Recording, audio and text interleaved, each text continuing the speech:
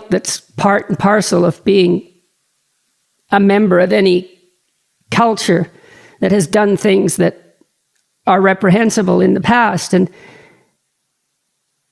the answer to that is try not to do it, to understand it, and try not to do it in the future. And so we all do have that guilt, and we all do have that responsibility.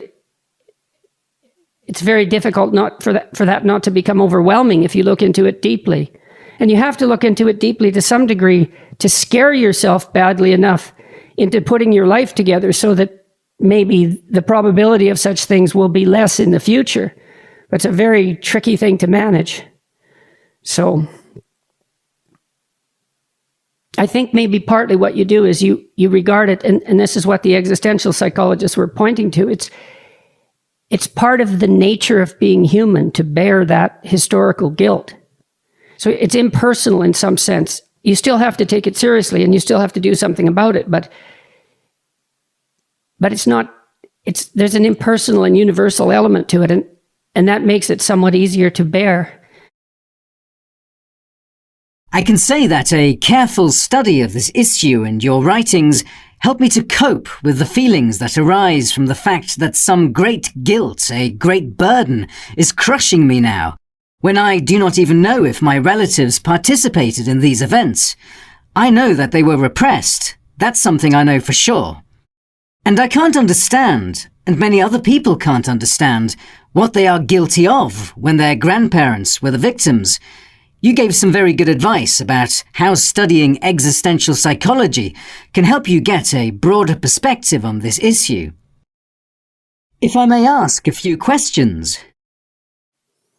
Yeah, well, part of the problem, so for example, there's this trope in this is particularly the case in the United States, that all white people are racist. And that goes along with this claim that American society in particular, but not only America, European society in general, and that would include Russian society, are in some deep sense white supremacist. And those accusations are variations of political thinking emerging from this sense of universal guilt. The answer to the question, are all white people racist, is yes, but it's also no. And here's why. Are all people racist? Well, yes, all of us. And why would I say that? Well, the anthropological literature is quite clear on this, as far as I understand it, that virtually every society that's ever been discovered, especially when they're isolated, tends to refer to their own group members basically as human beings, and all those outside of that group as some other category. And I think that's a reflection of our in-group preference and our ability to cooperate and form bonds. So it's not trivial, and it's difficult for all of us to immediately extend that sense of kin, and that's the root word for kindness, extend that sense of kin beyond our in-group. And it's also extremely difficult because, well, how many people can you actually attend to and care for? You know, you're limited in your scope. And so the answer to the question, are all white people racist, is yes, but it's still a bad question, because the inclusion of the word white implies that it's unique to, say, white people.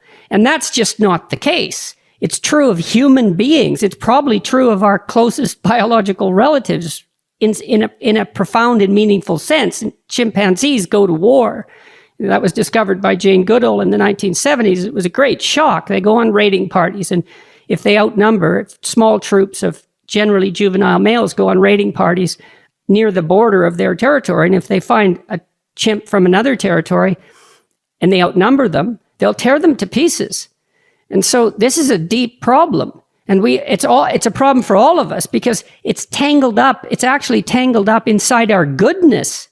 That's also what makes it so difficult, because the fact that I really love my family members, let's say, and then my community around that, that in some sense is also why I'm not so positively predisposed to anything I see outside of that I think might disrupt it. And so we have to have some sympathy for that proclivity. And we need to understand what we do about it now in the modern world, where it's doing more harm than good. Because maybe we don't need to be parochial in that sense like we were in the past. And perhaps we can't afford to be, because we're so technologically powerful now that tendency to demonize the outgroup member, that'll destroy all of us if we don't figure out how to get it under control. And so I felt that the best, because maps of meaning, the reason I wrote maps of meaning essentially was to figure out how you get that under control as an individual. And that took me deep into religious work and religious morality, I would say. And I think the answer to that the answer to the question of that problem is that we have to become better people. We have to become more conscious. We have to become more conscious of our ethical obligations. We have to become more conscious of the nature of good and evil, to put it bluntly. And we have to bear the responsibility, the ethical responsibility that our powerful technology demands. That's also